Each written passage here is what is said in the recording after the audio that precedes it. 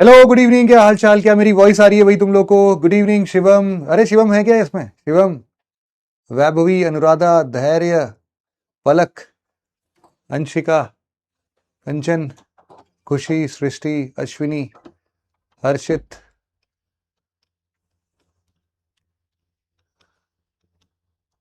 ईशान।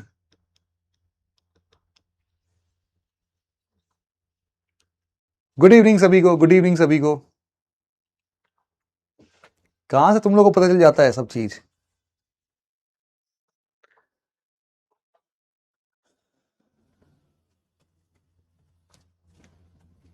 तो आज हमारा जो बेसिक बिल्डिंग क्लास है वो है बेसिक बिल्डिंग क्लास नंबर 4।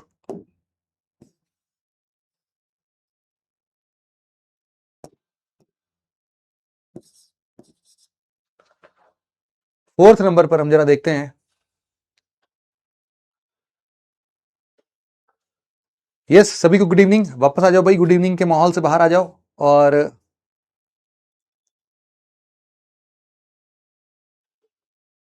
जल्दी क्यों शुरू किया है उसका एक बहुत बड़ा रहस्य है, वो मैं किसी और दिन बताऊंगा, तुम्हें टेंशन मत लो। आज हम लोग थोड़ा जल्दी से आज क्लास निपटाएंगे भी, है ना। आज आज अपनी क्लास थोड़ी छोटी ही होगी, बट क्वेश्चन प्रैक्टिस जो है बेटा वो कल करेंगे, क्योंकि आज अपने को पढ़ना है। कल की क्लास थोड़ी लंबी होगी, आज की क्लास को कंपेंसेट करूंगा मैं। और कल हो सकता है कि मैं 2 घंटे की क्लास लूँ आप लोगों की। बाकी चीजों पर हम जरा देख लेंगे। भाई आजकल के बच्चे शातिर तो होते ही हैं, इसमें कोई शक की बात नहीं है। ठीक है, तो आज हम लोग स्टार्ट करते हैं। और बेसिकली कल हम लोगों ने जहां तक पढ़ा था, मैंने कल भी बताया था कि बेटा देखो रिवीजन, अब आई होप कि देखो मैंने तुम्हें करना सिखा दिया है, अब तुम लोग इसको फॉलो करोगे, है ना। वो फॉलो करना अपने आप में बड़ा जरूरी है। बट फिलहाल मैं तुम्हें एक बेसिक तरीका बता देता हूं कि हम लोग, अरे कहां, कौन बोल रहा है तुमको? ऐसा है ही नहीं कुछ। प्रूफ नहीं है भैया तुम्हारे पास। प्रूफ क्या मतलब? गलत इंफॉर्मेशन लग रहा है तुम्हें किसी ने दे दिया है। आ जाओ इधर।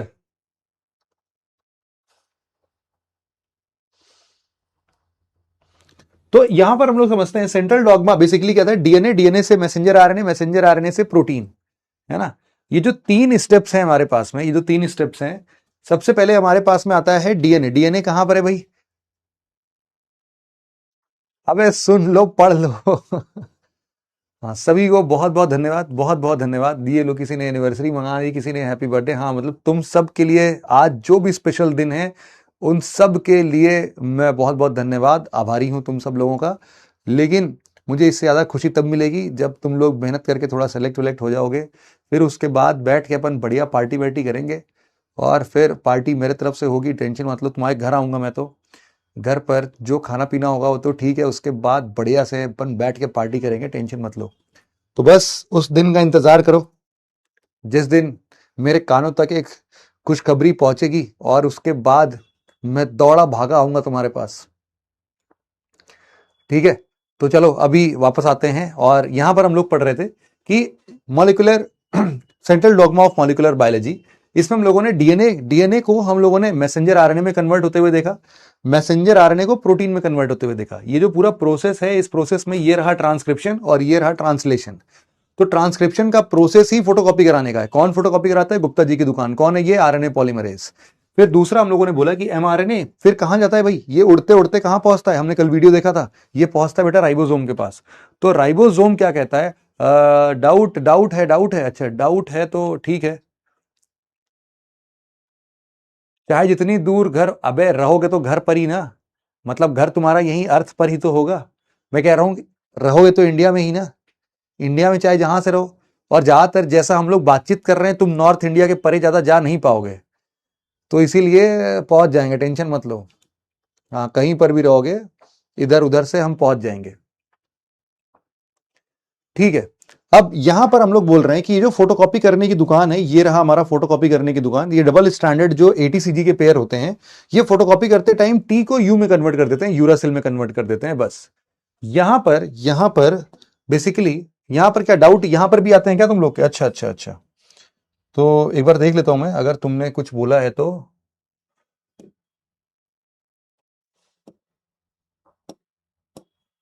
अच्छा, ये टेम्पलेट चैट इनेबल कर दिया मैंने, तो इससे दिखेगा कहां पर डाउट्स? इसमें कुछ है ही नहीं एकेडमिक डाउट्स। रिसेंट में दिखा दिया, कॉमन में दिखा दिया, कोई डाउट नहीं है भाई। चलो अब ऑन कर दिया है, जिनके भी बेसिक डाउट्स हों वो इसमें अलग से सीरियस डाउट्स वाले लिख दें, बाकी हाय हेलो सब यहां करते रहें, ठीक है भाई। रिकॉर्डेड लेक्चर जो आपने भेजे हैं उनका, मैंने कौन से रिकॉर्डेड लेक्चर भेजे हैं तुमको? मैं कोई नहीं भेजे हैं, जो पढ़ा रहा हूं उसको पढ़ो। तो बेसिकली क्या है, डीएनए से एमआरएनए, एमआरएनए से प्रोटीन, प्रोटीन के बेसिस पर हम लोग बोला भाई यही सेंट्रल डोग्मा एक ही डायरेक्शन में जाएगा, यूनिडायरेक्शनल है और ये वापस नहीं आ सकता। तो बोला किसी ने कि नहीं नहीं वापस आ सकता है, मैसेंजर आरएनए या फिर आरएनए को डीएनए में कन्वर्ट किया जा सकता है।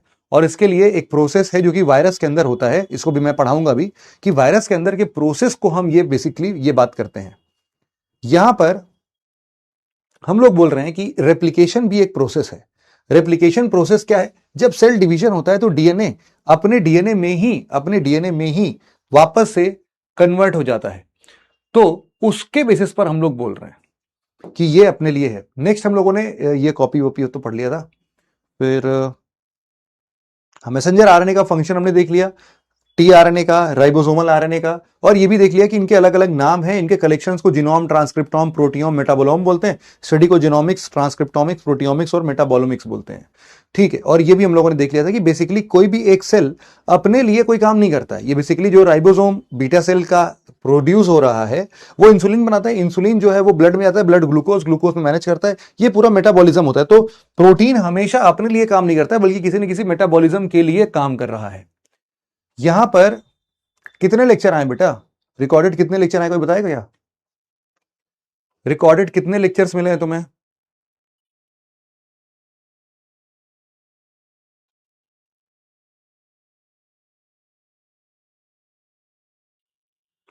अरे मेरे को पता ही नहीं है भाई कि कौन से लेक्चर रिकॉर्ड किए, मैं कैसे बता दूं तुम्हें? 19 लेक्चर्स हैं, 18 लेक्चर्स हैं। अच्छा, टू मेनी लेक्चर्स हैं। जो मैं पढ़ा रहा हूं इसी का स्लोड वर्जन है, वो है ना, धीमा वर्जन है। जिसको ये वाला मुद्दा नहीं समझ में आ रहा है, जिसको लग रहा है कि मैं भगा देता हूं, वो वाला देख ले। उसमें बड़े आराम आराम से प्यार से जो चीज मैं तुम्हें यहां 6 लेक्चर में समझा दूंगा वो वहां पर तुम्हारे 14 लेक्चर में खत्म होगा, 15 लेक्चर में खत्म होगा, और कुछ नहीं। इंफॉर्मेशन इतनी सी ही है जितना मैं तुम्हें पढ़ा रहा हूं, इसके बियॉन्ड उसमें कोई पॉइंट्स नहीं है। तो तुम्हारे ऊपर है, तुम स्पीड में अगर समझ रहे हो तो तुम इसी को देख के खत्म कर लो। तुमको लगता है कि नहीं सर अपन तो स्लो है, सर हमारा साबुन स्लो है, हम वो हैंड वॉश इस्तेमाल ही नहीं करते, इससे 99.9% कीटाणु मर जाता है, हमारा साबुन स्लो है। तो तुम्हारा साबुन अगर स्लो है बेटा तो तुम जाके वो 18-19 लेक्चर देख सकते हो, कोई टेंशन नहीं है, ठीक है। तो कोई लोड नहीं है, उनको देख सकते हो। बट तुम्हारा दिमाग अगर इसी से बन जा रहा है तो there is nothing more in those lectures. अब तुम्हारे ऊपर है, तुम देख लो, तुम डिसाइड कर लो, ठीक है। यहां पर हम पढ़ते हैं जीन म्यूटेशन। जीन म्यूटेशन अब अपने यहां पर देखना कि अगर हमने बोला कि अगर मान लेते हैं कि जेनेटिक सीक्वेंस में या डीएनए सीक्वेंस में किसी भी प्रकार से अगर चेंजेस आ जाते हैं तो हम उसको बोलते हैं म्यूटेशन। तुम लोगों ने एक मूवी देखी होगी एक्समैन, देखिए क्या एक्समैन? अरे वो वुल्वरीन वाली मूवी और वो डेडपूल वाली मूवी। तो डेडपूल वुल्वरीन वाला पार्ट जो एक्समैन का है, though they all are mutants. Mutants, अब म्यूटेंट जैसा कोई शब्द हमारे बायो में नहीं होता है, वो ना एक ऐसे ही समझ लो कि फॉल्स नोशन है सिर्फ तुम्हारे लिए। यहां पर बस ये समझने की देरी है तुम्हें कि जो भी ये फॉल्स नोशन की हम बात कर रहे हैं, म्यूटेंट्स की बात कर रहे हैं, वो बेसिकली उस फिल्म का भी कॉन्सेप्ट म्यूटेशन से ही रिलेटेड है। म्यूटेशन कैसे हो सकता है? उस मूवी में दिखाया गया है कि कोई एक इंजेक्शन था जो कि बच्चों को एक्सपेरिमेंटल तौर पर लगा दिया गया। अब इसके चलते हुआ क्या कि बच्चे जब धीरे धीरे बड़े होते गए तो उनके जेनेटिक मॉडिफिकेशंस हो गए, जेनेटिक चेंजेस हो गए। उन जेनेटिक चेंजेस के कारण उन सभी के पास में कुछ ना कुछ पावर आने लगी। जैसे किसी के पंख उग आए, कोई हवा को कंट्रोल कर रहा है, कोई कोई अपने आप को गायब कर ले रहा है, कोई दीवार के आर पार चला जा रहा है। तो ये सब हाइपोथेटिकल स्ट्रक्चर है, ये असल जिंदगी में नहीं हो सकता है, क्योंकि असल जिंदगी में ऐसा कोई जीन बना ही नहीं है जो कि तुमको दीवार के आर पार कर दे, है ना। तो ये सारी चीजें तो मूवी तक ही सीमित रहती है। बस तुम इतना समझो कि उसमें भी जेनेटिक म्यूटेशन ही दिखाया है।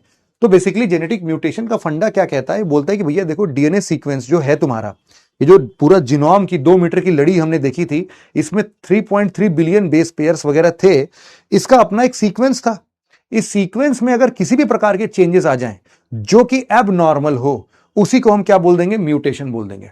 तो ये होता कैसे है? ये कैसे हो जा रहा है सर कि हमारा जो जेनेटिक सीक्वेंस है वो पलट कैसे जा रहा है? वो दो तरीके से। जब भी एक सेल अपने आप में रेप्लिकेट होता है। हमने बोला डीएनए रेप्लिकेशन पढ़ा ना, कि सेल डिवीजन के टाइम जब एक सेल किसी दो सेल में डिवाइड होता है तो कॉपी होता है, डीएनए टू डीएनए कॉपी होता है। भैया कॉपी में तो मिस्टेक्स हो ही सकते हैं। अरे 3.3 बिलियन बेस पेयर्स फोटोकॉपी करने हैं तो दो चार आगे पीछे हो जाएंगे तो क्या होगा? अरे दो चार आगे पीछे हो जाएंगे भैया तो म्यूटेशन हो जाएगा।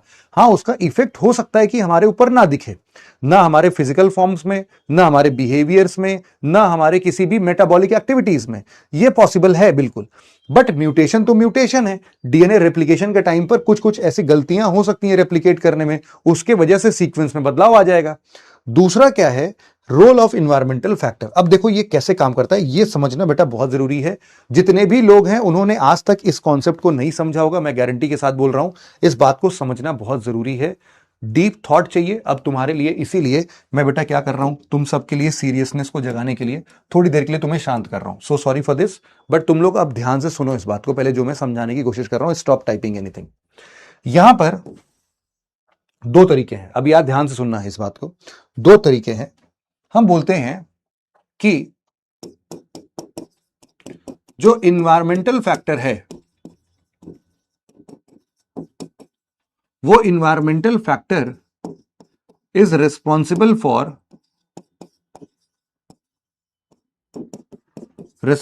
For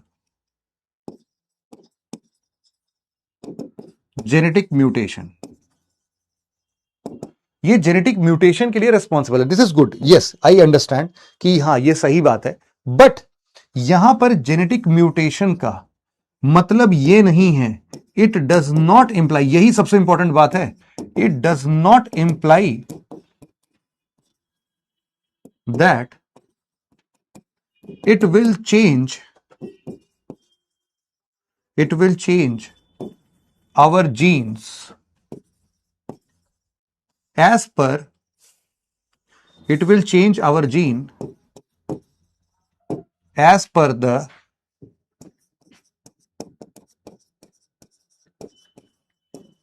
environmental need। अब इसका एग्जांपल तुम्हें समझाता हूं। जैसे मान लो कि हम यूं बोल रहे हैं कि इसका मतलब ये नहीं है कि अगर इन्वायरमेंट तुमको बोल रहा है कि भाई देखो तुम जहां रह रहे हो ना वो बहुत गर्म है यार, वो बहुत गर्मी पड़ती है वहां पर, तो गर्मी पड़ती है तो इतनी गर्मी पड़ी कि लोगों का जीन चेंज हो गया, और इस इन्वायरमेंटल फैक्टर के कारण उन सबके जेनेटिक में जो स्किन का कलर था वो डार्क कॉम्प्लेक्स का हो गया। ये चीज हम लोग ऑब्जर्व करते हैं। मतलब कि जब भी तुम इक्वेटर वाले रीजन में, अफ्रीकन कंट्रीज में चले जाओ, अपने साउथ इंडिया में चले जाओगे, तो तुमको यूजुअली लोग डार्क कॉम्प्लेक्स के दिखेंगे। वहां पर सांवले होते हैं ना, ज्यादा सांवले होते हैं। वो क्यों सांवले होते हैं? इसके पीछे लोग जनरली ये रीजन मानते हैं, इवन पढ़े लिखे लोग भी ये रीजन मानते हैं, इवन तुम भी ये रीजन मानते होगे कि ये ना इन्वायरमेंटल फैक्टर की देन है। भाई जिस इन्वायरमेंट में तुम पलोगे बढ़ोगे वो इन्वायरमेंट तुम्हारे जीन्स में चेंजेस तो लेके आएगा ही आएगा। चलो एक और एग्जांपल दे देता हूं। जैसे मान लो कि तुम ना बेटा अगर बहुत ज्यादा किसी गरीब बस्ती में जाते हो तो तुम्हें देखने को मिलेगा बहुत गरीब बस्ती है, जहां पर सही तरीके से कपड़े पहनने के लिए नहीं है। सब जो छोटे छोटे बच्चे होते हैं ना वो नंग धड़ंग ऐसे ही मिट्टी में लोट-पोट कर रहे होते हैं। तो मिट्टी में लोट-पोट कर रहे होंगे अगर, तो उनका तुम्हारे से कंपेयर अगर किया जाए, या फिर चलो एक अंग्रेज के बच्चे से कंपेयर किया जाए, अगर अंग्रेज के बच्चे को आधे घंटे के लिए उस माहौल में छोड़ दिया जाए ना, बेचारा बीमार पड़ जाएगा। क्यों? क्योंकि जो इन्वायरमेंट है वो उसको डायरेक्टली उस कंडीशन में सरवाइव करने का कोई प्रोविजन नहीं देता है। लेकिन जो नंग धड़ंग बच्चे हैं वो क्या कर रहे हैं, एकदम लोट-पोट कर रहे हैं, मस्ती में खेल कूद रहे हैं, उनको कोई इफेक्ट नहीं हो रहा है। ऐसा कैसे हो गया? क्योंकि उनका एक्सपोजर हो गया। हम यूं बोल रहे हैं कि इन्वायरमेंट के कारण, इन्वायरमेंट जैसा रहेगा, जैसा एक्सपोजर होगा, वैसा हमारा जेनेटिक चेंजेस देखने को मिलेगा। अब देखो इन दोनों बातों में बेटा बहुत बड़ा अंतर है। ये अंतर और इसका करेक्ट फॉर्म क्या है अब मैं वो समझाने जा रहा हूं। बहुत कंफ्यूजिंग है, नहीं समझ में आएगा मुझे पता है पहली बार में, बट कोशिश करना। हमने बोला कि अगर जेनेटिक म्यूटेशन होंगे तो जेनेटिक म्यूटेशन जब भी होंगे तो always and always remember one thing, कि ये बहुत ज्यादा रैंडम होंगे। कोई भी रैंडम चेंज को हम जीन्स में चेंज नहीं बोलेंगे। मतलब कि हमारा जीन मतलब इन्वायरमेंट ये नहीं बोल सकता कि अच्छा तुम्हारा कंडीशन इन्वायरमेंट का बेटा ऐसा है, तुम तो रेगिस्तान में रहते हो कैक्टस, तुम क्या करो बेटा, तुम अपने लिए ना अपना जो पत्ती है उसको गिरा के तुम कांटों भरा अपने आप को बना लो। तो इन्वायरमेंट कभी भी कैक्टस को ये डायरेक्ट नहीं कर पाएगा कि चूंकि तुम डिजर्ट में हो, तुमको पानी नहीं मिलेगा, और पत्तियां अगर तुम्हारे पास में रही तो ये पत्तियां सारा का सारा जितना तुमने पानी सोखा है ना, उन सभी को इवोपोरेट कर देगा। इवेपो ट्रांसपिरेशन बोलते हैं इसको। तो ट्रांसपिरेशन करने के साथ साथ सारा का सारा पानी उड़ जाएगा, तुम बेचारे पानी के लिए तरस के मर जाओगे। इसीलिए बोल रहा हूं कि तुम ये पत्तियां गिराओ और कांटे डेवलप करो।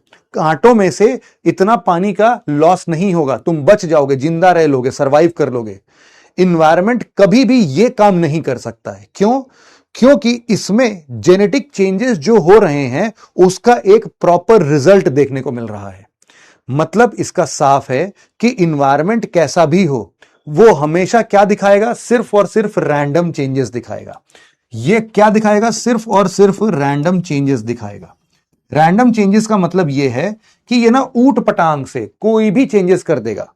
अब ये ऊट पटांग, मान लो कि टोटल, अब इसी एग्जांपल को कंटिन्यू करते हैं। मान लेते हैं कि हमारे पास उस रेगिस्तान में पैदा होने वाले शुरुआती टाइम पर ऐसे 100 कैक्टस थे, 100 कैक्टस के प्लांट थे।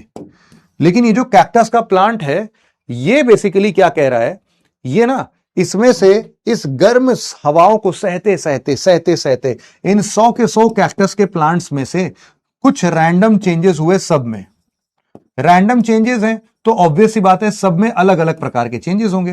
रैंडम चेंजेस मतलब डिफरेंट चेंजेस, डिफरेंट चेंजेस।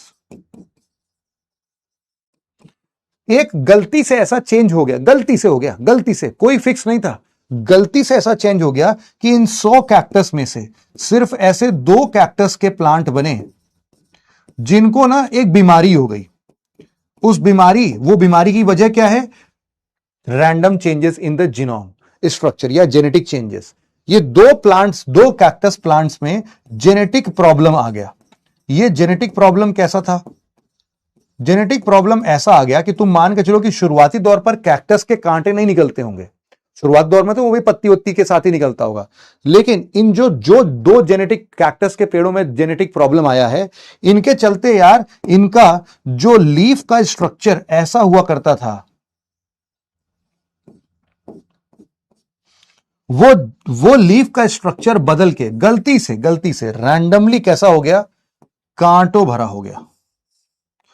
तो बाकी 98 कैक्टस के पेड़ों ने बोला कि अरे ये भैया बीमार पेड़ है यार, ये देख रहे हो इसकी पत्तियां छी छी छी कैसी हो गई हैं, कांटों भरा, कोई छुएगा बेचारे को चोट लग जाएगी। हमारी देखो कितनी सॉफ्ट सॉफ्ट पत्तियां हैं, कितनी सॉफ्ट सॉफ्ट मुलायम ब्रॉड सुंदर हरी पत्तियां, इसकी तो कांटों भरी पत्तियां हैं यार, घटिया है। बट क्या हुआ कि जो ये 2 कैक्टस के पौधों ने रैंडम चेंजेस के कारण ये बीमारी झेला, ये बीमारी इनके लिए वरदान साबित हो गई। हुआ यूं कि बाकी के 98 कैक्टस के प्लांट उस गर्मी को सह ही नहीं पाए, सब के सब मर गए।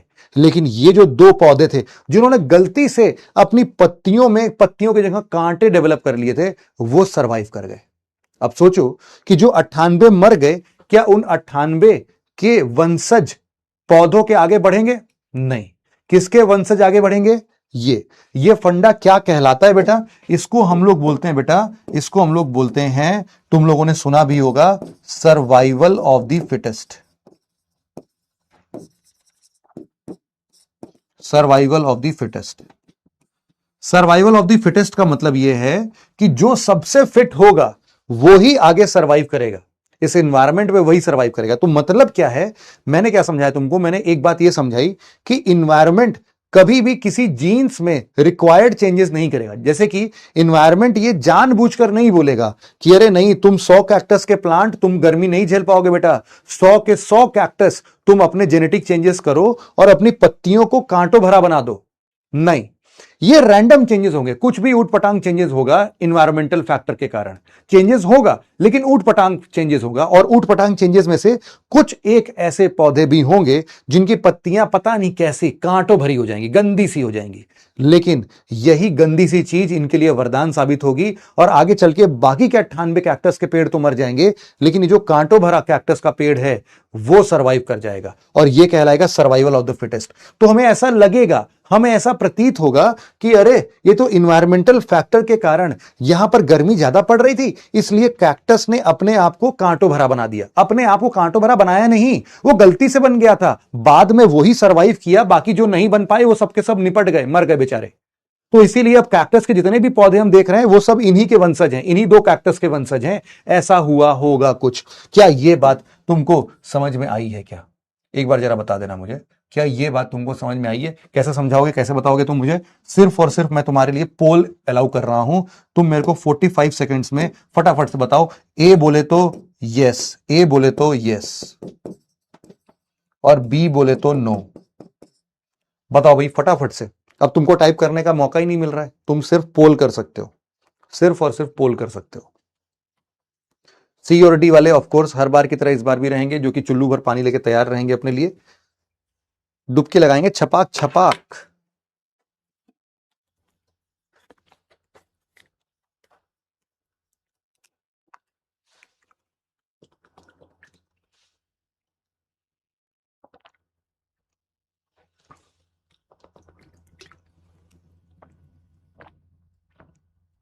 जिसने ध्यान से सुना होगा उसको समझ में आ जाएगा, जिसने चिबिल्लई की होगी, जिसने भी इधर उधर की ध्यान भटकाया होगा, दूसरों के बारे में राजा रानी की कहानी सोच रहा होगा, उसको कुछ नहीं समझ में आने का।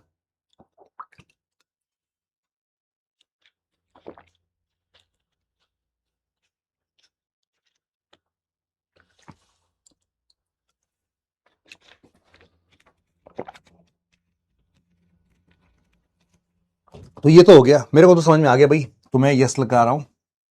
बहुत ही बढ़िया, बहुत ही बढ़िया, शानदार। काफी सारे लोग को लगभग समझ में आ गया, कोई दिक्कत ही नहीं है। तो मैं इस बात को मान के चल रहा हूं कि तुमको ये बात समझ में आ चुकी है। अब यहां पर मैं तुमको वापस से सांस लेने का पूरा मौका दूंगा भाई, टेंशन मत लो।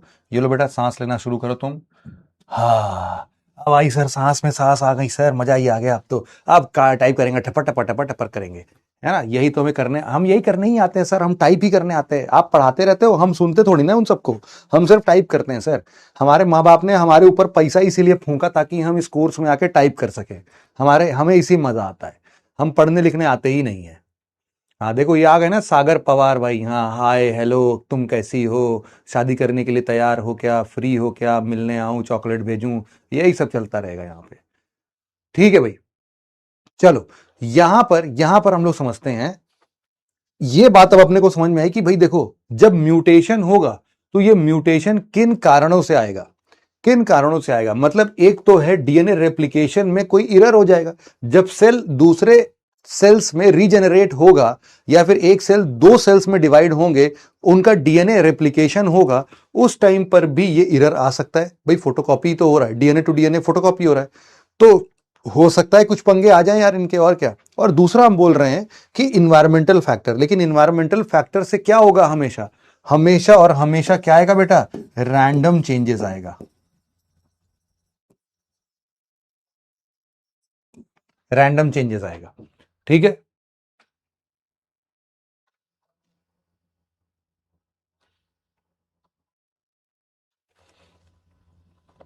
ठीक है भाई, चलो ये बात अपने को समझ में आ गई, ये भी समझ में आ गया। अब नेक्स्ट हम लोग आते हैं कि what will be the effect of gene mutation. अगर ये जीन म्यूटेशन हो भी गया तो इसका रिजल्ट क्या दिखेगा, अपने को क्या दिखेगा भाई।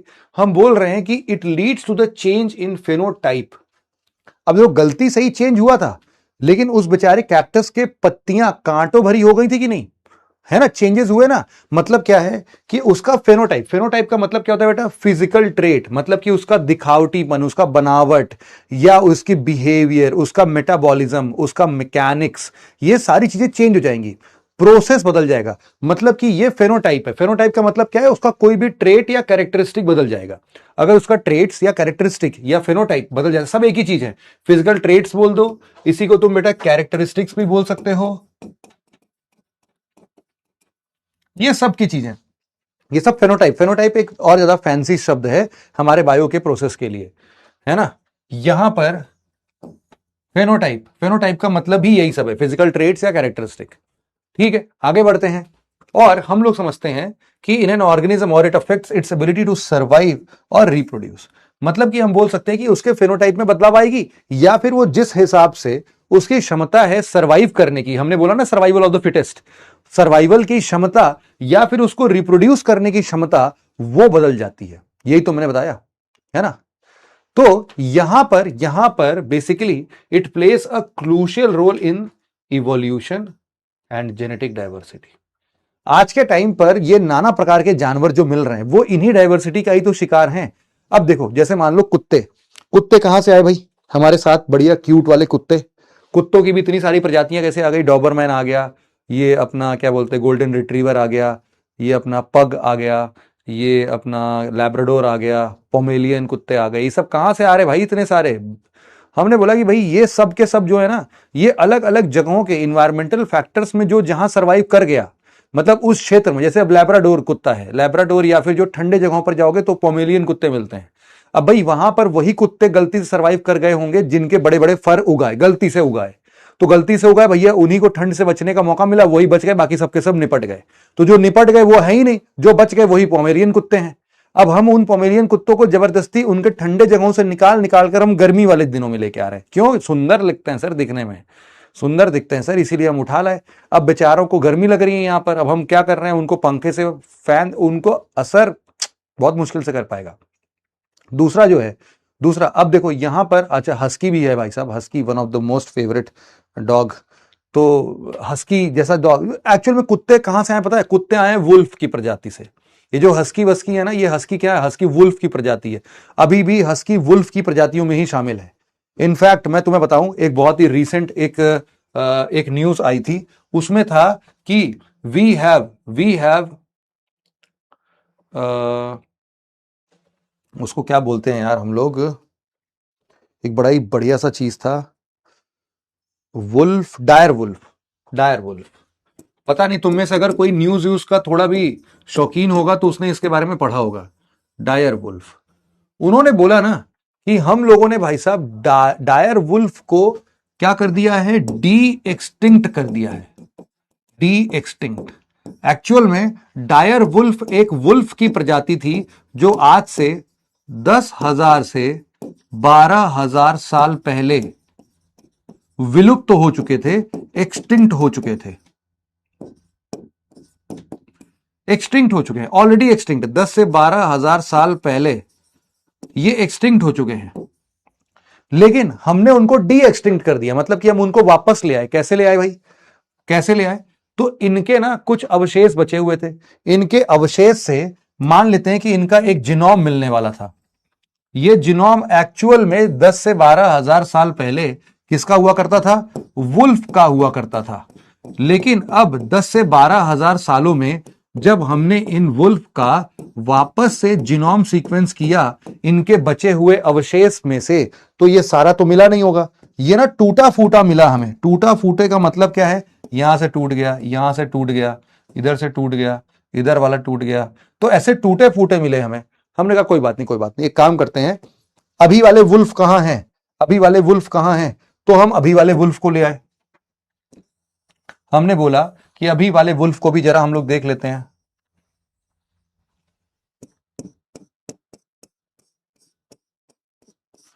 ये अभी वाले वुल्फ भी सारे के सारे आ गए भाई।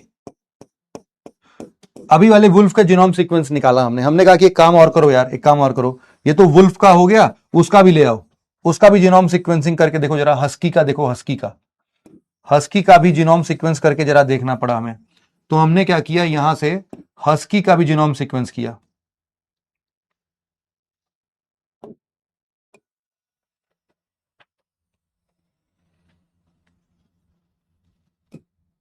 ये मान लेते हैं हस्की का जीनोम सीक्वेंस है। तो अब जो इसके टूटे फूटे अवशेष मिले थे, हमने कहा कि इन सभी को ना इससे मैचअप कर दो यार, जहां जहां पर लगे जो वाला फिट बैठ जाए, तो थोड़ा सा तुम ये वाला सीक्वेंस इस्तेमाल कर लो, यहां पर ऐसा इस्तेमाल कर लो। बन गया, थोड़ा सही लग रहा है, हाँ सही लग रहा है। जहां पर और ये वाले का ना चले तो वहां पर तुम इसका लगा देना, अपने वुल्फ, ये क्या बोलते हैं, हस्की का लगा देना। और भी जहां तुम्हें लगे कि हाँ ये वाला हस्की का लगा दो, और लगा कि अरे ये भी नहीं मैच कर रहा है, तो ये लो अपने जो अभी आज के टाइम पर वुल्फ जिंदा है उनका लगा दो। ऐसे करते करते हम लोगों ने इस पूरे सीक्वेंस को बना दिया। अब क्या हुआ, इस पूरे सीक्वेंस को जब बना दिया गया तो अब ये क्या वुल्फ है? नहीं ना, ये वुल्फ थोड़ी ना है। मतलब ये डायर वुल्फ है? नहीं। ये डायर वुल्फ कहां है भैया? डायर वुल्फ है क्या ये? नहीं, इसमें तो बहुत सारे पैचेस लगे हैं। किसके पैचेस लगे हैं? मान लेते हैं कि ये प्रेजेंट वुल्फ का है, और ये किसका है? ये हस्की डॉग का है, कुत्ते का है। बट ये कुत्ता भी इसी वुल्फ के प्रजाति का है। तो इससे अगर कोई भी पैदा होगा तो क्या हम उसको बोलेंगे कि ये डायर वुल्फ है? ये डायर वुल्फ कहलाएगा? नहीं, है ना, ये डायर वुल्फ नहीं कहलाएगा। अगर डायर वुल्फ क्यों नहीं कहलाएगा? क्योंकि 100% जीनोम डायर वुल्फ का है ही नहीं। अगर 100% जीनोम डायर वुल्फ का होता तब तो हम बोल देते कि हाँ भाई ठीक है ठीक है ठीक है, यस यस सही बोल रहे हैं सर, ये तो डायर वुल्फ को डी एक्सटिंक्ट कर दिया इन लोगों ने, फिर से जिंदा कर दिया। लेकिन नहीं हुआ ऐसा। ये इसलिए नहीं कर पा रहे, इसलिए नहीं कर पाए क्योंकि सारा जीनोम तो मिला ही नहीं। तो बेसिकली हम लोग इसको डायर वुल्फ नहीं बोलेंगे। क्यों? क्योंकि इसके कुछ सेगमेंट इस प्रेजेंट टाइम वुल्फ से मिल रहे हैं, कुछ हिस्से हमारे हस्की से मिल रहे हैं। अब इन तीनों में ना यहां पर कुछ ना कुछ यहां पर चेंजेस होते हैं। देखो ना, अब इस बात को भी ध्यान से समझना कि एक्चुअल में देखा जाए अगर, तो यहां पर एक चीज समझने की जरूरत है हमें कि जो आज के टाइम के, सबसे पहले तो ये समझ रहे हो कि वुल्फ वर्सेस डायर वुल्फ का अंतर क्या है। तुम में से क्या कुछ लोगों ने, एक सीरीज आई थी हॉलीवुड की, एक सीरीज है बहुत ही शानदार है, उसका नाम है गेम ऑफ थ्रोन्स। अगर गेम ऑफ थ्रोन्स तुमने देखा होगा ना, तो उसमें जितने भी वुल्फ दिखाए गए हैं वो सब के सब डायर वुल्फ हैं। डायर वुल्फ और वुल्फ में बहुत अंतर है। डायर वुल्फ बहुत बड़ा होता है भाई साहब, 7-8 फीट लंबा होता है। ऊंचाई में भाई साहब, अगर मेरी मान लो हाइट 6 फीट है बेटा, है ना, 6 फीट हाइट पर वो मेरे यहां तक आएगा, आराम से 4-4.5 फीट ऊंचा होता है वो। डायर वुल्फ जो है 7-8 फीट लंबा और ऊंचा होता है, लगभग 4.5 फीट के आसपास। मतलब कि अगर वो अपने 2 टांगों पर खड़ा हो गया ऊपर, जैसे आजकल के टाइम पे कुत्ते ऐसे खड़े होते हैं प्यार दुलार में, तो वो बेटा मेरे से ऊपर निकल जाएगा। वो उसका मुंह कहीं यहां पर आ रहा होगा मेरे, है ना, यहां पर आएगा उसका मुंह। तो तुम समझना डायर वुल्फ बहुत बड़ी प्रजाति है। और वुल्फ जो होते हैं, वुल्फ आज के टाइम पर तो छोटे होते हैं यार। हस्की डॉग क्या है? हस्की डॉग वुल्फ ही तो है, वे उतने ही बड़े होते हैं। तो इसीलिए डायर वुल्फ को पैदा करना इतना भी आसान काम नहीं था। तो हमने भले न्यूज में ये देखा होगा, बट ये सही नहीं है ना, कि हमने उसको कंप्लीटली डी एक्सटिंक्ट नहीं किया है। ये सिर्फ और सिर्फ एक तरीके से समझ लो कि थोड़ा सा गलत तरीके से न्यूज को प्रेजेंट किया गया था। तो अब तुमको समझ में आ गया ना कि जीन म्यूटेशन से होता क्या है। जीन म्यूटेशन से एक वुल्फ कुत्ते में बदल जा रहा है। कुत्ते में कैसे बदल गया भाई? क्योंकि कुत्ते की अलग अलग वेराइटी किसी न किसी जगहों पर काम आएगी, है ना। किसी जगहों पर जैसा ट्रेड डेवलप हुआ, वो वैसे का वैसा ही प्रजाति बन गया वहां पे। तो इन्वायरमेंटल चेंजेस से वही वहां सर्वाइव कर पाए, सर्वाइवल ऑफ द फिटेस्ट, वही कहानी बता पाया जो उस एडवर्स क्लाइमेटिक कंडीशंस को, इन्वायरमेंटल कंडीशंस को सर्वाइव कर पाया। और जेनेटिक म्यूटेशन में इसीलिए हमें क्या देखने को मिलता है? इवोल्यूशन और जेनेटिक डाइवर्सिटी देखने को मिलती है इसी म्यूटेशन के कारण, है ना। हाँ, क्लास कितनी देर चलेगी बेटा? आज 9 बजे तक चलेगी बेटा क्लास। आज अपनी क्लास मैराथन क्लास है, 9 बजे तक क्लास चलेगी, डोंट वरी। तो आराम से बैठो, रिलैक्स करो, खाने पीने का अपना काम हम देखते रहो और उसके बेसिस पर हम देख लेंगे। चलो नेक्स्ट टॉपिक जो हमारा है, जरा इसको ध्यान से सुनना, जरा ध्यान से सुनना। ये प्रियांश पतवा, जरा देखते हैं डाउट सेक्शन में उन्होंने कुछ लिखा भी है। हर बार बोलते हैं डाउट सेक्शन चेक करो करो करो, डाउट सेक्शन में कुछ होता ही नहीं है। ये लोग खाली है, देख रहे हो, डब्बा खाली कर रही है। कुछ भेजोगे तब तो देखूंगा मैं। ये रिसेंट वाले में, अच्छा ये है, चलो। Random changes means epigenetic changes sir? नहीं, एपिजेनेटिक चेंजेस का मतलब होता है बेटा इन्वायरमेंटल फैक्टर से हुए बदलाव को हम एपिजेनेटिक चेंजेस बोलते हैं। दूसरा है रैंडम चेंजेस होंगे, वो इन्वायरमेंटल फ्रेंडली होंगे? जरूरी नहीं है इन्वायरमेंटल फ्रेंडली होंगे, क्योंकि वो रैंडम चेंजेस होते हैं। जैसे मान लो it will be similar to कि जैसे जब हिरोशिमा नागासाकी पर कोई एटम बम गिराया, जब ना कोई क्या अमेरिका ने जब गिराया था, तो वहां के जितने भी जनरेशन आफ्टर जनरेशन 4-5 पीढ़ी जो पैदा हुई ना, वो बिल्कुल आड़े तिरछे शरीर के साथ पैदा हुई, फिजिकल डिफॉर्मिटीज थी। वो किसके कारण से थी? म्यूटेशन के कारण से थी। क्यों? क्योंकि जो ये जेनेटिक, जो ये एक्सप्लोजन होते हैं ना, न्यूक्लियर एक्सप्लोजन्स, उसमें से निकलता है गामा रेडिएशन, और ये गामा रेडिएशन डायरेक्टली हमारे जेनेटिक चेंजेस कर सकता है, डायरेक्ट जेनेटिक चेंज। बस ये सारे जेनेटिक चेंजेस रैंडम होंगे, रैंडम हो रहे हैं, इसीलिए बिल्कुल जो बच्चे पैदा हो रहे हैं उनके शरीर बिल्कुल आड़े तिरछे हैं। वो रैंडम चेंजेस है, वो कभी भी मीनिंगफुल नहीं हो सकते। हां, गलती से मीनिंगफुल हो जाए तो बात अलग है, लेकिन वो चाह के मीनिंगफुल नहीं होंगे। दूसरा, sir even now we can see stray dogs are behaving or having long furs. हाँ, कई सारी जगहों पर ऐसा होता है, जो ठंडे जगहों पर जाओगे तुम, वहां के जितने भी स्ट्रीट डॉग्स तुमको देखने को मिलेंगे ना, वो हमेशा बड़े बाल वाले कुत्ते ही मिलेंगे। तुम नैनीताल चले जाओ, मसूरी चले जाओ, वहां के जो कुत्ते होते हैं ना, वो हमारे नॉर्थ ईस्ट जैसे कुत्ते नहीं होते। वहां पर बड़े बड़े फर वाले ही कुत्ते आज भी देखने को मिलेंगे तुम्हें। क्यों?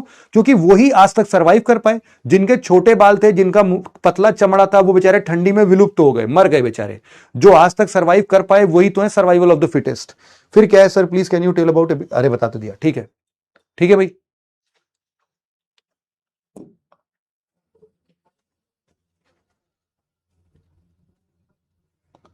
यहां पर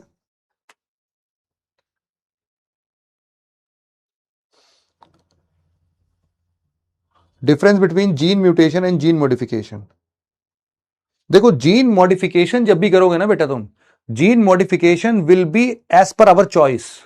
हम जैसा चाहेंगे, किसी चीज को मॉडिफाई करके तुम कभी कबाड़ नहीं बना सकते, है ना। अगर किसी भी चीज को तुम मॉडिफाई कर रहे हो, जैसे तुम्हारी पास एक बाइक है, बाइक को अगर तुमने मॉडिफाई कर दिया, तो मॉडिफाई करने का मतलब है तुमने उसमें एक्स्ट्रा फीचर्स ऐड कर दिए। तो जब भी जीन को मॉडिफाई करोगे, तो तुम हमेशा उसमें एक अच्छे कैरेक्टरिस्टिक्स को इंट्रोड्यूस करोगे, अच्छी चीजों को लेके आओगे। बट जीन म्यूटेशन हर बार अच्छी चीज को लेके आए जरूरी नहीं है, वो बुरी चीज को भी लेके आ सकता है। फिजिकल ट्रेट्स क्या होते हैं बेटा? फिजिकल बिहेवियर, ये क्या है? कान जैसे लटक रहा है, किसी के कान ऐसे सीधे जुड़ जाते हैं। मेरी आंखें काले रंग की है, किसी की आंखें हरे रंग की होगी, किसी की नीले रंग की होगी। तो ये क्या है? फिजिकल ट्रेट्स हैं। Can we say stray dogs are having long furs? अच्छा, कैन, ये तो हो गया, ठीक है। ये सारी बातें अपने को क्लियर हो गई।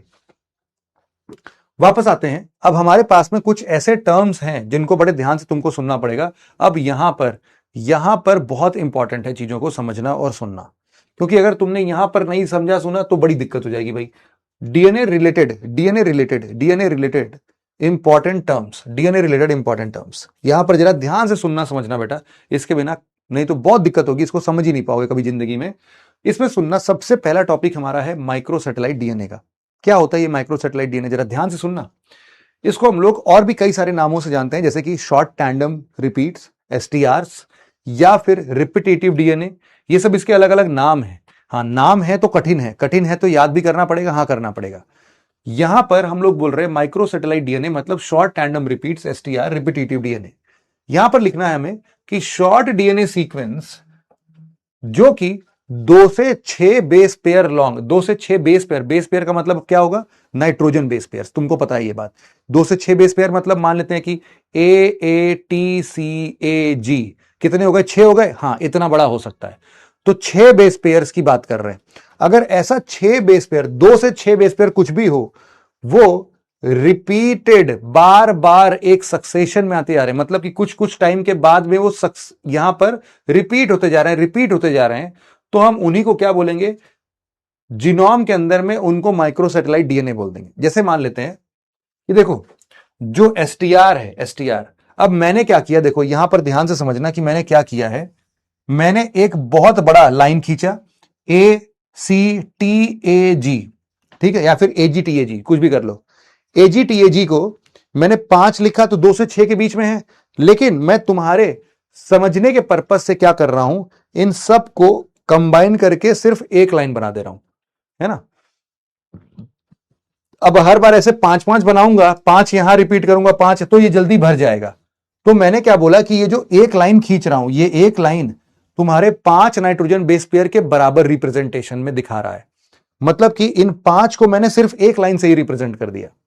तो अब मैं देख रहा हूं कि ये हरी लाइन है, मतलब कि यहां पर ऐसे 5 बेस पेयर्स होंगे, यहां पर ऐसे 5 बेस पेयर्स होंगे, यहां पर ऐसे 5 बेस पेयर, यहां पर ही 5 बेस पेयर, 5 5 5 5। तो हम देख रहे हैं कि हमारे जेनेटिक सीक्वेंस में ये कितने बार ये एसटीआर रिपीट हुए हैं। तो हमने क्या देखा, बार बार ये ना हमारा जो एजीटीएजी है, एजीटीएजी एजीटीएजी एजीटीएजी एजीटीएजी एजीटीएजी एजीटीएजी एजीटीएजी, ये बार बार पूरे जीनोम में रिपीट होता गया। तो अब हम क्या करें, अब हमने इसका सीक्वेंस मेजर किया, सीक्वेंस मेजर किया। तो पहली बात तो ये एसटीआर होते क्या हैं, ये STR basically non coded gene है। इसका मतलब यही होता है, it means that these combinations of genetic information will never produce protein.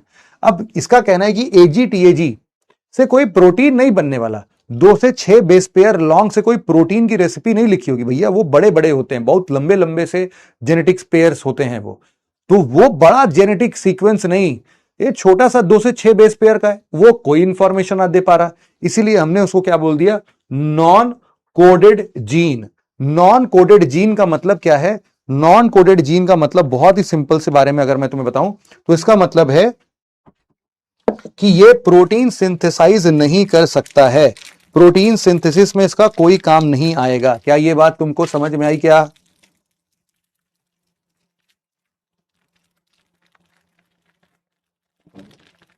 बताओ भाई, एसटीआर का मतलब कितनों को समझ में आ गया?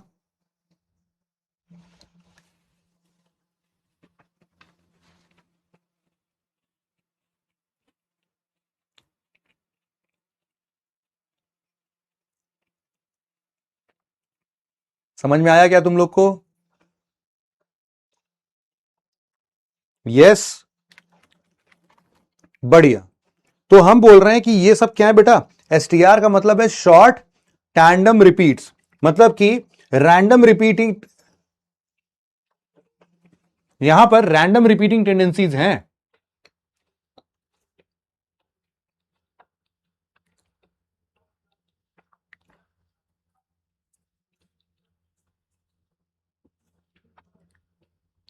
ठीक है, बढ़िया।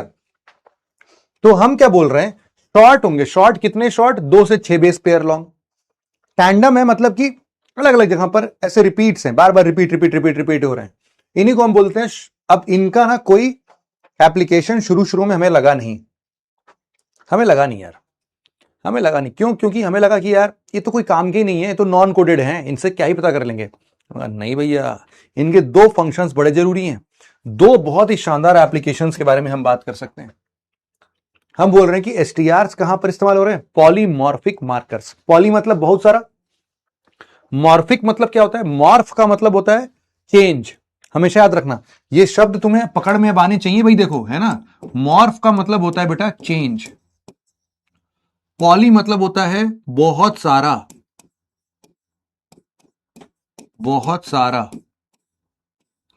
पॉलीमॉर्फिक मार्कर्स मतलब कि कई सारे जगहों पर ये चेंज जो है ये रिपीट हो के मार्किंग क्रिएट कर रहा है। अब हमने क्या बोला, हमने बोला इसका असर कहां पर हो सकता है, 2 जगह पर हो सकता है। एक तो हो गया इनहेरिटेंस को ट्रेस करने में, जैसे बार बार वो तुमने मूवी देखा नहीं होगा, वो बोलते हैं कि अरे इस बच्चे का बाप कौन है, ये है कि ये है, रमेश है कि सुरेश है, तो वो बच्चे की मां बोलती है कि रमेश है साहब, रमेश है। तो वो जो वकील साहब होते हैं कहते हैं कि नहीं, मैं तुम्हारी बात नहीं मानूंगा, एक काम करते हैं, बच्चे का डीएनए टेस्ट कराते हैं और इन दोनों के डीएनए से इसको मैच कराते हैं, देखते हैं किसका बच्चा है ये। तो वो जो डीएनए टेस्ट होता है ये पता करने के लिए कि बच्चे का बाप कौन है, उसके लिए हम लोग क्या करते हैं, यही करते हैं। हम देखेंगे कि मान लो बच्चे का हम लोग सारा का सारा मान लेते हैं कि एजीटीएजी, जरूरी नहीं है एजीटीएजी लो, तुम कुछ भी ले सकते हो, तुम ले लो एसीसीटीए या फिर तुम ले लो एसीटीएसीजी, कुछ भी ले लो रैंडमली। अरे यार तुम देखो ना कितने हैं, कितने वर्ड्स बनते हैं, टोटल 64 वर्ड्स ही तो बनते थे, लेटर 4 ही हैं, तो रिपीटिशन तो पक्का मिलना ही मिलना है ना। तुम्हें ऐसे स्पेसिफिक सीक्वेंस तो मिल ही जाएंगे जो बार बार, और 3.3 बिलियन बेस पेयर से भाई साहब, वहां पर तुमको एटीटीसीएजी तो मिलेगा ही मिलेगा, कई सारी जगह पर मिल जाएगा, ऐसा क्या है। तो हम बोल रहे हैं, मान लेते हैं कि वही एटीटीसीएजी हमने बच्चों का यहां पर रख दिया। अब उसके बाद हमने रमेश और सुरेश दोनों के जेनेटिक सीक्वेंस मिला के देखे, अगर इसका वही एटीटीसीएजी वहीं रिपीट हो रहा है जहां पर रमेश का रिपीट हो रहा है, तो हम बोलेंगे भैया ये बच्चा रमेश का है। अगर एटीटीसीएजी जो रिपीट हो रहा है बार बार, उसकी जगह, उसकी प्लेस सुरेश के एटीटी सीएजी के रिपीटिशन से मैच कर रही है, वो सीक्वेंस मैच कर रहा है, तो हम बोल देंगे भैया सुरेश का बच्चा है। सिंपल सी बात है। तो बेसिकली हम बोल रहे हैं कि एसटीआर के सीक्वेंस, ये तो एक बात हो गई। दूसरा हमने क्या बोला कि it helps in creating DNA fingerprinting. DNA fingerprinting मतलब वो देखते हो तुम, सीआईडी देखते होगे ना, उसमें डॉक्टर सालुंखे, तो जो डॉक्टर सालुंखे हैं वो क्या करते हैं भैया, वो तुरंत के तुरंत क्राइम सीन से ब्लड लेके आते हैं, ब्लड सैंपल तुरंत टेस्ट करते हैं, और जितने भी आरोपी, संदिग्ध आरोपी होते हैं, उन सबके डीएनए से उसको मैच करा के देख लेते हैं और बोलते हैं कि भैया इस इंसान का खून वहां पर पाया गया है। अब तुम देख लो, तो वो बोलता है कि अरे नहीं नहीं साहब मैंने नहीं किया, मैंने नहीं किया। फिर बोलता है नहीं तू नहीं किया है, वो बोलता है नहीं नहीं साहब मैंने नहीं किया। फिर मारते एक कंटा खींच के, तो बोलता है हाँ साहब मैं ही था, मैं ही था, और तुरंत ही प्लॉट सीन चेंज हो जाता है, वो जेल के अंदर होता है, और फिर वो बताता है कि मैं पहले बहुत खतरनाक सा था, एक बार की बात है, वो फिर अपनी कहानी पूरी सुनाता है इस तरीके से। तो नॉर्मली क्या है कि वो डील कैसे हुआ, क्राइम सीन को सही तरीके से हमने सुना कैसे, समझा कैसे, हम बोल रहे हैं कि यहीं पर डीएनए फिंगरप्रिंटिंग की वजह से आया ये। कैसे, मान लेते हैं क्राइम सीन से जो ब्लड सैंपल मिला, उस ब्लड सैंपल से हम लोगों ने जीनोम सीक्वेंस निकाला, और जीनोम सीक्वेंस का एक हिस्सा हम लोगों ने एक एसटीआर को डिनोट किया कि पिंक वाली लाइन कहां कहां रिपीट हुई है वो देखना है, वही हमारे लिए एसटीआर है। तो हमने हमारे 3 जो संदिग्ध अवस्था में लोग थे, वो यहां पर ए बी सी 3 बंदे थे, उन तीनों में से कोई ना कोई एक जरूर से होगा। अब हमने देखा ए से मिलाया, हमने कहा कि यार देखो पहला एसटीआर, अरे मिल गया यही है क्या, नहीं यार दूसरा वाला नहीं मिला, इसका एसटीआर तो दूसरा यहां यहां तो है ही नहीं। फिर जो दूसरा इसका यहां पर था, इसका यहां, अरे नहीं यार ये नहीं है, ए नहीं है, ए नहीं है, बी का निकालो, बी का बोला अरे ये तो नहीं लग रहा यार, पहला एसटीआर और इसका एसटीआर यहां तो नहीं है, अच्छा मतलब बी भी नहीं है। सी को देखा, अरे पहला से पहला मिल गया भैया, मिल गया, अरे दूसरा भी मिल गया, तीसरे चौथे का पोजीशन भी मिल गया, पांचवें का भी मिल गया, छठवें, अरे भैया यही है, ये लो भैया सी ही है, सी ही है। सी का एसटीआर जो है वो क्राइम सीन पर मिले ब्लड सैंपल के एसटीआर से मैच हो गया। लो भाई चोर पकड़ा गया, रेपिस्ट पकड़ा गया, खूनी पकड़ा गया, जो भी होगा वो क्राइम सीन पर पकड़ा जाएगा, है ना। अब यहां दया की जरूरत नहीं पड़ी बेटा, दरवाजा तोड़ने की जरूरत ही नहीं पड़ी, हमने बिना दरवाजा तोड़े ही काम कर लिया। तो यहां पर हम लोग लिख रहे हैं, यहां पर ध्यान से पढ़ना, देखो क्या लिखा है कि the sequence of STR repetition is very random. ये सीक्वेंस जो है ना ये बहुत रैंडम है, and hence it can be treated as a unique identity for every individual. इतना रैंडम है कि सबके लिए बिल्कुल यूनिक आइडेंटिटी बन जाता है ये, और इसी के चलते हम लोग इसको फिंगरप्रिंटिंग में इस्तेमाल कर लेते हैं। डीएनए फिंगरप्रिंटिंग, ये फिंगरप्रिंटिंग बेटा तुम्हारे हाथों के ऐसे थंब इंप्रेशन से नहीं रिलेटेड है, ये डीएनए की फिंगरप्रिंटिंग है। इसको नॉर्मल फिंगरप्रिंटिंग से कंपेयर ही मत करना। बस दोनों में रिलेशन क्या है कि हम सबके फिंगरप्रिंट्स अलग अलग होते हैं, इसीलिए तो आधार कार्ड पर हमारे 10 उंगली के फिंगरप्रिंट्स भी लिए गए हैं। इसी तरीके से हमारे एसटीआर्स भी यूनिक होते हैं, एसटीआर्स भी यूनिक होते हैं, इसीलिए सभी के एसटीआर बिल्कुल यूनिक होंगे, कहीं ना कहीं बदलाव तो होगा ही होगा। अब यहां पर हम लोगों ने डीएनए फिंगरप्रिंटिंग, यही चीज हम लोग बता रहे थे कि ये क्या है डीएनए फिंगरप्रिंटिंग, और ये चाइल्ड का मदर और फादर के 50% एसटीआर यहां से आया होगा, 50% एसटीआर यहां से आया होगा, दोनों को मिला के बता दिया गया। तो अगर इससे कंपेयर कर रहे थे और बता रहे थे कि बच्चे का बाप कौन है, रमेश और सुरेश, वही वाला जो मैंने बताया, वही चीज यहां पर आ गया। नेक्स्ट आता है बेटा यहां पर cell free DNA. Cell free DNA, cell free DNA को जरा ध्यान से सुनना समझना।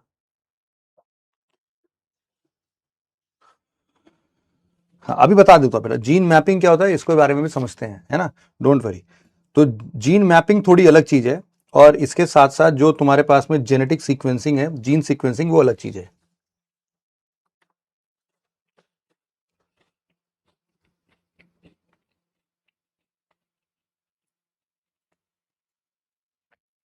उससे पहले हम समझते हैं कि हमारे पास में सेल फ्री डीएनए क्या है। सबसे पहले डीएनए का पता कैसे चला था, ये तो कोई साइंटिस्ट होंगे, उन्होंने डीएनए के बारे में खोज लिया होगा। हमने न्यूक्लियस वगैरह के बारे में पढ़ा ना, फिर जब इलेक्ट्रॉन माइक्रोस्कोप आया तो इलेक्ट्रॉन माइक्रोस्कोप से हम लोग गए उसके अंदर, झांकने की न्यूक्लियस के अंदर मिल क्या रहा है, तो देखा हमने डीएनए है वहां पर, उसके स्ट्रक्चर वगैरह के बारे में पढ़ा, वहां से पता चल गया हमें।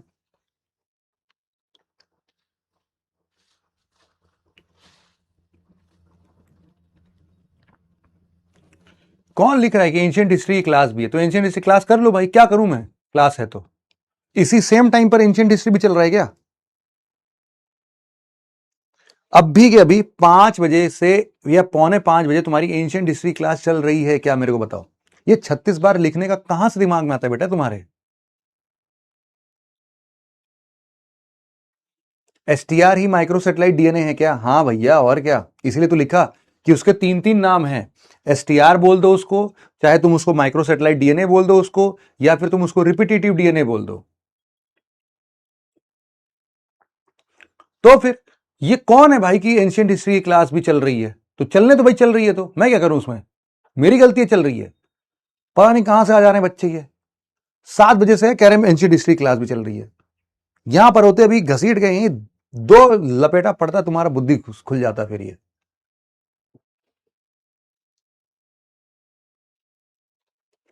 अब यहां पर सेल फ्री डीएनए की बात कर रहे हैं हम लोग। शुरुआत में ना साइंटिस्ट इसको भी नहीं समझ पाए यार कि सेल फ्री डीएनए होता क्या है, किसी काम में आता होता है भी कि नहीं। देखो नाम से बिल्कुल पता चल रहा है सेल फ्री डीएनए। सेल मतलब हमने पढ़ लिया भाई, cell basic unit of life. Free, free मतलब आजाद। डीएनए, डीएनए कहां पाया जाता है? सेल के अंदर। लेकिन हम क्या बोल रहे हैं, नहीं नहीं, ये वाला डीएनए सेल से आजाद हो चुका है, सेल फ्री हो चुका है। हमने कहा अच्छा कैसे हुआ भैया, सेल फ्री कैसे हुआ? उन्होंने समझाया कि भैया देखो, सेल फ्री होना बड़ा आसान काम है। हमारे जो शरीर के सेल्स होते हैं, कोई इनकी उम्र 100 साल थोड़ी ना होती है।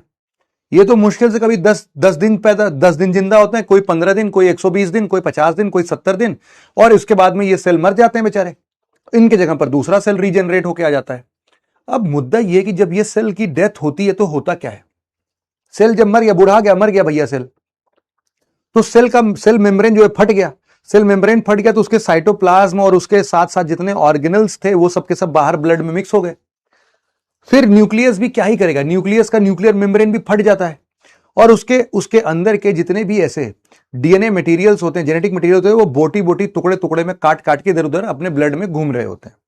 ये जो आवारा टाइप के न्यूक्लियस के अंदर वाले डीएनए पार्ट्स हैं, इन्हीं को हम बोलते हैं सेल फ्री डीएनए। कहां से पैदा हुए भैया? सेल मर गया। सेल मर गया तो उसके अंदर का जितना डीएनए था सब इधर उधर भागने लगा, छोटे छोटे बोटी बोटी टुकड़े में टूट टूट के इधर उधर जो बह रहा होगा ब्लड के साथ साथ, वही कहलाएगा सेल फ्री डीएनए। शुरुआती दौर पर यहां पर भी ले आए तुम लोग जीरो सिविक सेंस। अरे हाँ सही बात है, ये जीरो सिविक सेंस है।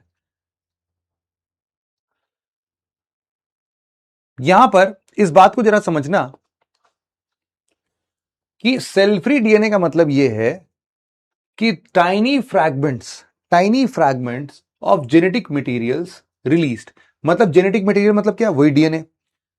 डीएनए का छोटा छोटा फ्रैगमेंट्स जो कि रिलीज हुआ है हमारे ब्लड स्ट्रीम में या किसी भी दूसरे फ्लूइड में, मान लो through dying cells. Dying cell मतलब मर गए जो सेल, उन मरे हुए सेल से छोटे छोटे टुकड़े इस डीएनए के जो बह रहे हैं, वही है सेल फ्री डीएनए। बहुत सिंपल सी बात है।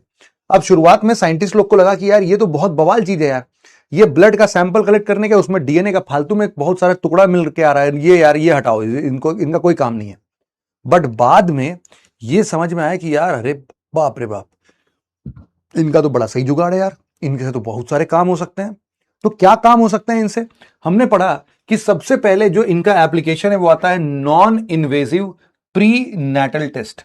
नॉन का मतलब नहीं या फिर ना, इन्वेजिव का मतलब है लोकल पोजीशन पर, इन्वेजिव का मतलब है उस लोकल जगह पर।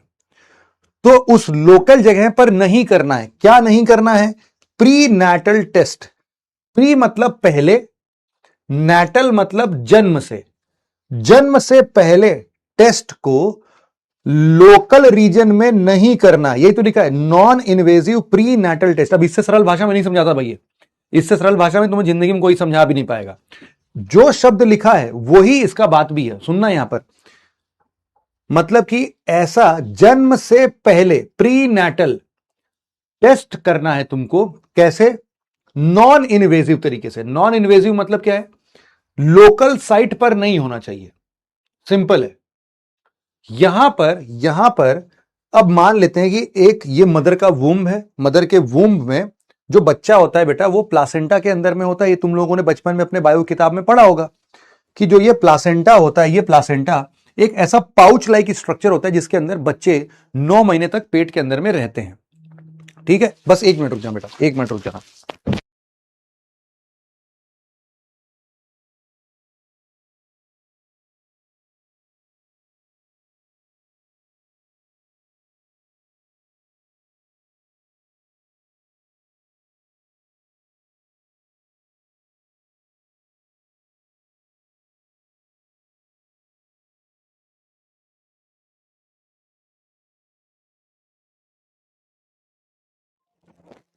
तो इसका मतलब क्या है, एमनियोटिक फ्लूइड की हम बात कर रहे हैं, एमनियोटिक फ्लूइड की बात कर रहे हैं।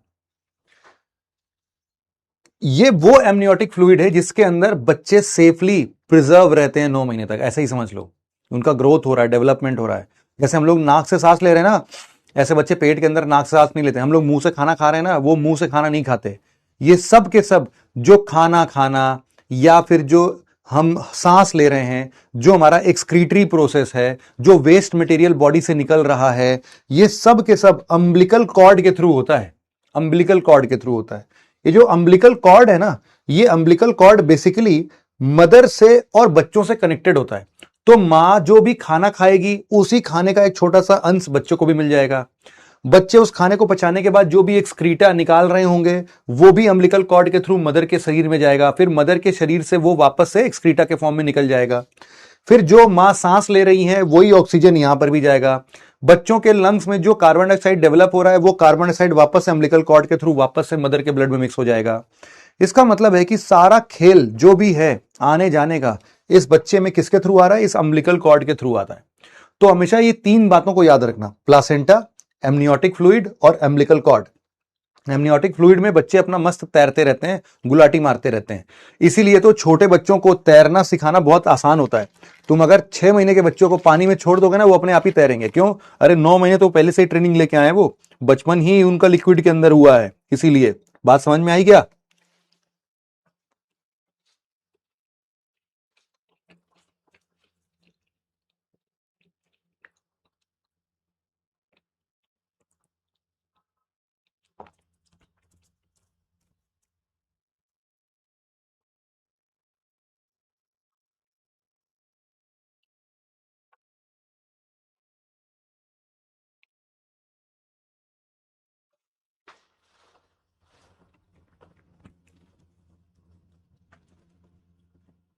Can it be use to detect sex of child? Sex of child के लिए इतना बवाल क्यों करना? वो वैसे भी हो जाएगा, मतलब बहुत इजीली हो जाता है। उसके लिए जेनेटिक मटेरियल तक जाने की जरूरत ही नहीं है। हम क्यों इतना बवाल करेंगे? मतलब कि सेक्स की जांच करना, मतलब मेल है या फीमेल, बच्चा मतलब लड़का है कि लड़की है, वो उसकी जांच वैसे ही पहले से ही हो जाती है। मतलब बहुत इजी प्रोसेस है उन सब चीजों के लिए, इतना जेनेटिक लेवल पर जाने की जरूरत ही नहीं है। हाँ, उससे भी हो सकता है, उसमें कोई डाउट नहीं है, लेकिन क्यों करना इतना बवाल? पहले से ही हो जाएगा। तो अब देखो क्या कहना है इस नॉन इन्वेजिव प्रीनेटल टेस्ट का। क्या हुआ कि मान लो बच्चे के पास में कोई जेनेटिक प्रॉब्लम है, मतलब कोई जेनेटिक बीमारी है उसको। अब डॉक्टर को टेस्ट करना है कि जो बच्चा पैदा होने वाला है उसको जेनेटिक बीमारी तो नहीं है। तो वो क्या करेगा?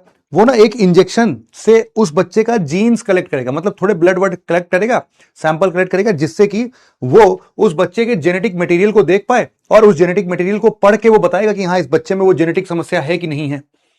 उसके लिए मां के पेट में सीधे इंजेक्शन लगाएगा और बच्चे के सीधे इंजेक्शन। अरे भैया, बड़ा डिफिकल्ट प्रोसेस है, गलती से सुई इधर उधर चुभा गई तो फिर बच्चे की जान पर खतरा है। इसीलिए ये नॉन इन्वेजिव होना चाहिए। ये तो इन्वेजिव है, ये उसी लोकल जगह पर इंजेक्शन लगा रहा है जहां से उसको डीएनए चाहिए। तो हमने बोला कि नहीं यार, जब तक बच्चा पैदा नहीं हो रहा ना, तब तक प्री नेटल टेस्ट के लिए, मतलब जब तक बच्चा पैदा होने से पहले तुम ना नॉन इन्वेजिव टेस्टिंग कर लो। नॉन इन्वेजिव का मतलब क्या है? यहां पर सेल फ्री डीएनए का हेल्प मिल जाएगा तुमको। तो जैसे इस एमनियोटिक फ्लूइड या जैसे ये अम्बिलिकल कॉर्ड से बच्चे का सारा एक्सक्रीटा बाहर निकल रहा है, वैसे ही बहुत सारे इस बच्चे के अंदर भी ऐसे सेल होंगे जो कि 50-60 दिन में, 70 दिन में, 120 दिन में मर जा रहे होंगे। जो मर जा रहे होंगे वो सेल भी तो सेल फ्री डीएनए बना रहे होंगे। वो सेल फ्री डीएनए भी तो एक वेस्ट के मटेरियल के फॉर्म में इस अम्बिलिकल कॉर्ड से ट्रैवल करता मां के ब्लड में घूम रहा होगा। तो इसका मतलब यह है कि अगर हम लोग आराम से इस मां के ब्लड को सैंपल यहां से निकाल दें, मां का ब्लड का सैंपल, और उस ब्लड के सैंपल को हम ऑब्जर्व करके देखें, तो इसमें मां के ब्लड के सारे कंपोनेंट्स प्लस मां के बहुत सारे सेल फ्री डीएनए और साथ में बच्चे का भी सेल फ्री डीएनए यहीं मिल जाएगा। उस सेल फ्री डीएनए को पढ़ के हम कई सारी चीजों को ये बता सकते हैं कि बच्चे को ये जेनेटिक प्रॉब्लम है कि नहीं। तो यहां पर तुम अब देखो इस चीज को कि cell free DNA is used for medical diagnostics, cancer detection and diagnosis of Down syndrome for a child inside mother's womb. यहां पर बोलते हैं body cell free DNA can be collected from mother's blood sample. हम लोग बोल रहे हैं कि बच्चे का जो सेल फ्री डीएनए है वो आराम से मदर के ब्लड सैंपल से कलेक्ट कर सकते हैं। मदर के ब्लड में cell free DNA of mother भी होगा, cell free DNA of baby भी होगा। अब दोनों को अंतर कैसे दिखाएंगे वो डॉक्टर के पास नियम कानून है उसका, उसमें तुम्हें जाने की जरूरत नहीं है। तो यहां पर बस ये समझना है कि सेल फ्री डीएनए हो सकता है दोनों, मतलब होगा दोनों का, और वहां से ही काम चल जाएगा। इसीलिए हमने इसको क्या बोला, नॉन इन्वेजिव बोला। हम अब सीधे बच्चों के अंदर इंजेक्शन नहीं लगा रहे हैं, मां के इस हाथ से ब्लड सैंपल कलेक्ट करके सेल फ्री डीएनए को पढ़ के बता दे रहे हैं कि उसको जेनेटिक बीमारी होगी कि नहीं होगी। दूसरा हमने बोला to monitor the patient after organ transplant, ये भी एक जरिया है भाई। यहां पर जो जरिया है अपने पास में पेशेंट को ऑर्गन ट्रांसप्लांट में मॉनिटर करने का, इसमें क्या हिसाब किताब है, इसमें बोल रहे कि देखो भाई सेल फ्री डीएनए कब बनता है। देखो एक चीज तुम इसको एकदम ध्यान से सुनना, बहुत कान लगा के, बिल्कुल दिमाग लगा के सुनना, कि किसी भी इंसान को अगर मान लो कभी हार्ट ट्रांसप्लांट होता है, तो हार्ट ट्रांसप्लांट होने का मतलब क्या है कि ये जो दिल है ये उसका काम नहीं कर रहा था, और हार्ट को किसी दूसरे डोनर पर्सन का हार्ट अब उसके शरीर के अंदर में लगाया जाएगा। लेकिन यहां पर ना हमारा इम्यून सिस्टम बहुत पॉजिटिव नेचर का है यार, वो बर्दाश्त नहीं करता है कि मेरे शरीर के हिस्से के अलावा इस शरीर के अंदर कोई भी प्रवेश करे। उसको ट्रेनिंग ही बचपन से वैसी मिली है कि भैया पैथोजन जो है वो बड़े तेजी से भाई साहब, पैथोजन जितने भी हैं बहुत तेजी से अगर शरीर के अंदर आक्रमण कर रहे हैं तो तुम्हारा इम्यून सिस्टम उन सबको खटाखट मारने लगेगा, मार डालेगा भाई साहब सीधे। लेकिन यहां पर क्या हो रहा है, अगर तुमने किसी भी इंसान के अंदर में किसी इंसान ने अगर हार्ट ट्रांसप्लांट कराया, वो हार्ट जो ट्रांसप्लांट हुआ है अभी उसके शरीर में, वो उसका तो है नहीं, वो किसी दूसरे इंसान का है। तो तुम जिस इंसान में ट्रांसप्लांट हुआ है ना, उस इंसान के जो इम्यून सिस्टम है उनको लगेगा कि यार ये बाहर से कौन सी चीज अपने शरीर में आ गई यार, सही नहीं लग रहा है यार, ये तो इसको मारो, अटैक करो, मारो, सब जाएंगे, जितने भी हमारे इम्यून सिस्टम के सेल्स होंगे वो सब जाके उस हार्ट के सेल पर अटैक कर देंगे। बोलेंगे पता नहीं कहां से आ गया, पहले तो नहीं था, अब आया है, मारो इसको, ये कोई बीमारी हो सकती है, कोई दिक्कत हो सकती है इसके आने से, इन सबको मार डालता है वो। तो यहां पर इम्यून सिस्टम हर बार किसी भी बाहरी सेल को मारने के लिए तैयार रहता है हमेशा। ट्रांसप्लांट में यही सबसे बड़ी प्रॉब्लम है, ट्रांसप्लांट की सबसे बड़ी दिक्कत ही यही है। अब यहां पर जब भी किसी इंसान के अंदर कोई भी शरीर का अंग ट्रांसप्लांट किया जाता है, कभी लीवर ट्रांसप्लांट है, कभी हार्ट ट्रांसप्लांट है, या किडनी ट्रांसप्लांट है, जो भी है, उसको जब ट्रांसप्लांट किया जाएगा तो डॉक्टर ना उसको मॉनिटर करते हैं। भैया ऑपरेशन तो बहुत लंबे समय तक चलता ही है, लेकिन एक बार ऑपरेशन सक्सेसफुल हो गया उसके बाद भी डॉक्टर उस पर ऑब्जर्वेशन करते हैं। हर 2-2 घंटे बाद उसका एकदम से ब्लड सैंपल कलेक्ट किया जाता है और उसमें देखा जाता है कि यार इसमें सेल फ्री डीएनए बढ़ तो नहीं रहा है। अब तुम सोचो सेल फ्री डीएनए बढ़ेगा क्यों? क्योंकि अगर उसके इम्यून सिस्टम ने उस पेशेंट के शरीर में अभी आए हुए नए हार्ट को एक्सेप्ट नहीं किया होगा, उसको मानेगा कि ये फॉरेन है, तो वो जाके आक्रमण कर देगा, आक्रमण करेगा तो सेल को मारेगा तो सेल की डेथ हो जाएगी, डेथ होगी सेल की तो बहुत सारे सेल फ्री डीएनए रिलीज होंगे। तो सेल फ्री डीएनए अगर रिलीज होने लगे बहुत तेजी से, इसका मतलब है कि ऑपरेशन सक्सेसफुल तो हो गया, लेकिन हमारे इम्यून सिस्टम ने उस पेशेंट के इम्यून सिस्टम ने उस हार्ट को एक्सेप्ट नहीं किया है, और 1.5 से 2 महीने लगेंगे उसको इस हार्ट को पूरा कंप्लीट खात्मा करने के लिए। तो ये एक प्रॉब्लम है। तो हम क्या बोल रहे हैं कि सेल फ्री डीएनए का ये भी एक एप्लीकेशन है कि अगर ऑर्गन ट्रांसप्लांट हो गया तो उसके बाद हम लोग देखते हैं कि सेल फ्री डीएनए बढ़ा क्या। अगर बढ़ा तो इसका मतलब है कि हमारे इम्यून सिस्टम ने उस ट्रांसप्लांटेड ऑर्गन को रिजेक्ट कर दिया है। और अगर हमारा इम्यून सिस्टम स्टेबल रहा, स्टेबल क्या सिंबल है ये कि उतना ही रहा, तो हमारे इम्यून सिस्टम ने उस ट्रांसप्लांटेड ऑर्गन को एक्सेप्ट कर लिया, ऑपरेशन सक्सेसफुल, अब वो इंसान जिएगा। ये बात समझ में आई क्या? बताओ भाई।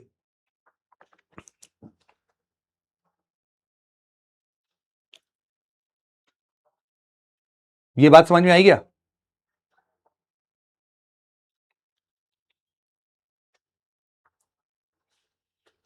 बेटा दोनों बात वही है मानसी, क्लास नोट्स और डेली क्लास नोट्स कोई डिफरेंस नहीं है। सिर्फ जितना मैंने अभी बोर्ड पर लिखा है सिर्फ उतना ही तुमको लिखना है, और उसके अलावा कुछ नहीं लिखना है। ठीक है भाई, समझ में आ गया? बढ़िया, बहुत ही बढ़िया, कोई दिक्कत नहीं है बेटा। जिनकी जिनकी क्लासेस अभी छूट गई हैं तो उनको टेंशन लेने की जरूरत नहीं है, वो आराम से अब इसको थोड़ा कंटिन्यू करें और आराम से इसको आगे तक पढ़ते हुए देखें। टेंशन की बात नहीं है ना? आज की क्लास वैसे ही थोड़ी छोटी क्लास ही है, हम इतना ही पढ़ेंगे आज की क्लास में। बाकी हम एक बार कल थोड़ी लंबी क्लास लेंगे, कोशिश करूंगा कि अगर कल 4:30 बजे की क्लास हो जाएगी तो मैं बात करूंगा, तो थोड़ा अपने दिमाग में ना ये बात लगा के रखना कि हो सकता है ये क्लास 4:30 बजे की हो जाए, बट हो सकता है कि 5 बजे की भी रहे, कोई दिक्कत नहीं है। तो तुम देख लेना, कल भी क्लास होगी तुम्हारी और परसों भी क्लास होगी। हाँ, परसों भी क्लास होगी, संडे को भी क्लास होगी। तो क्योंकि मैं अभी एक दिन के लिए ट्यूसडे को था नहीं ना, तो उसका कंपेंसेट करेंगे अपन संडे को, तो वो भी क्लास होगी। तो तुम देख लेना, आज की क्लास को यहीं पर हम एंड करेंगे और बाकी हम एक बार कल मिलेंगे। कल परसों 2 दिन की अपनी क्लास और है, बस 2 दिन का हमारा और बढ़िया से इस सेशन का साथ है। इसके बाद हम लोग बड़े शानदार तरीके से एडवांस क्लास में मिलेंगे और जितना हमने समझा है इससे कई गुना ऊपर की बातें करेंगे। अगर यही नहीं समझ में आ रहा है तो तुम समझ लो कि एडवांस क्लासेस तो और भी अच्छे लेवल पर होंगी। बट जो जो टॉपिक्स हमने टच नहीं किया उन सब के बेसिक्स को पहले मैं डील करूंगा, तभी मैं तुम्हें एडवांस क्लास में लेके जाऊंगा, ठीक है? तो इसीलिए टेंशन मत लो, आज की क्लास को हम यहीं पर एंड कर रहे हैं। मुझे बस कहीं निकलना है और जितने भी आप सभी लोगों ने प्यार मोहब्बत से विश किया है उन सभी को बहुत बहुत धन्यवाद, बहुत बहुत आभार व्यक्त कर रहा हूं मैं आप सभी लोगों का। आप लोग भी बढ़िया से पढ़ाई करिए, मेरा आशीर्वाद हमेशा आप लोग के साथ है और कोई भी दिक्कत समस्या आती है तो definitely I am always with you all. परसों मैं तुम्हें अपना एक नंबर वगैरह भी दे दूंगा, तो टेंशन मत लेना, तुम मुझसे डायरेक्ट कनेक्ट भी कर सकते हो। तो देख लेंगे, वो परसों देख लेंगे जब हमारी लास्ट क्लास होगी इस सेशन की। तो टेंशन मत लो, अपन मिलेंगे बहुत ही जल्द, कल वापस से मिलते हैं और इस टॉपिक को फर्दर कंटिन्यू करेंगे। और तब तक अगर तुम अपने नोट्स में और बातों को लिख सकते हो तो मैंने इसमें तुम्हारे लिए और भी चीजें ऐड कर दी हैं। इन चीजों को भी तुम अगर अपने कॉपी में कल लिख के आओगे तो तुमको समझने में आसानी होगी, तुम फोकस करके चीजों को समझ सकते हो। बाकी तो यहाँ कंटेंट लिखा ही हुआ है, ये तुम्हारे डेफिनेटली पीडीएफ जो अपलोड होते हैं ना वहां पर तुम्हें चीजें मिल जाती हैं, ठीक है? तो आज के लिए इतना ही था। आशा करता हूं कि आप सभी लोग बढ़िया खुशी से पढ़ाई वढ़ाई करेंगे अपना। बाकी कल मिलते हैं, कल इसको पढ़ते हैं। आज तुम्हें पता ही चल ही गया कि क्यों मैं जा रहा हूं, क्योंकि कुछ काम है अपने को ज़रूरी काम है, ठीक है? तो कल मिलता हूं बेटा तुम सभी लोगों से। बहुत बहुत थैंक यू, आप सभी लोगों का बहुत बहुत आभार। और आज के लिए इतना ही था। Thank you so much for listening it very patiently friends. Have a nice day, take care, bye bye and